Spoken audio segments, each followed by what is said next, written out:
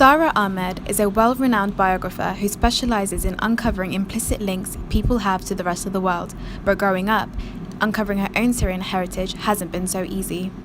I've always known that my ancestors were enamelers, glassmakers and artists, and that maybe they contributed to influencing material culture and even times of conflict.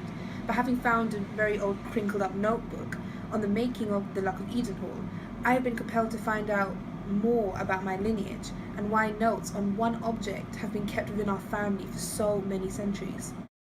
Before Sara went to discuss her lineage with researchers, she decided that it would be best to go to the V&A and have a look at the Luck of Eden Hall for herself and any other objects from the period. Oh my god, I can't believe I'm going to see the Luck of Eden Hall. Let's go see where it's at.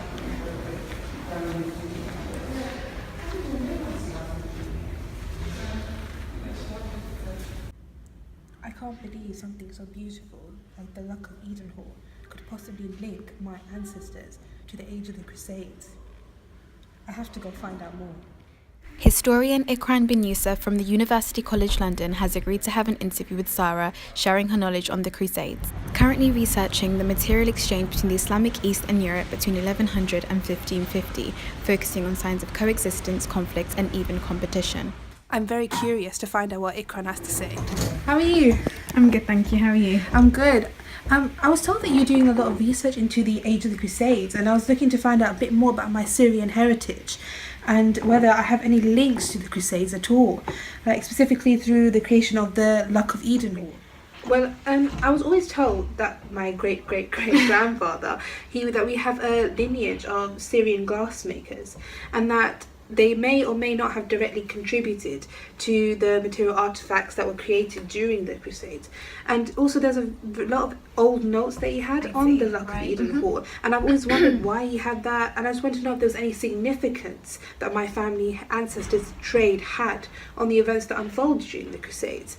But to be honest with you, I don't really know much about the Crusades except a really bloody conflict. Well, don't worry, general misconception of the Crusades, but to be honest with you, there were massive periods towards even the latter parts of the Crusades where a lot of exchange of scientific knowledge, arts and culture. That seems very interesting. Could you possibly tell me more about the history of the Luck of Eden Hall and how it came to be? The Luck of Eden Hall is a drinking glass made in Syria in the 14th century by Syrian glassmakers. The production of glass was concentrated a lot in the Eastern Mediterranean and remained a centre of glass production for centuries.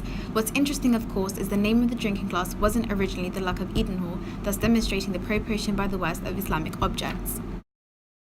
Absolutely incredible. Like, would you be able to tell me more about what the Luck of Eden Hall's intended use was? Depends on which way that you look at it.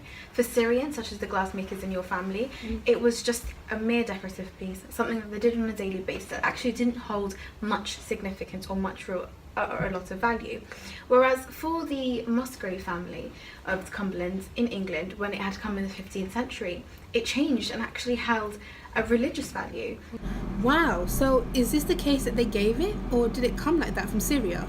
No, this case that we're looking at was incorporated by the Europeans to the glass, and they also engraved it with Christian phrases, thus altering its meaning and its use.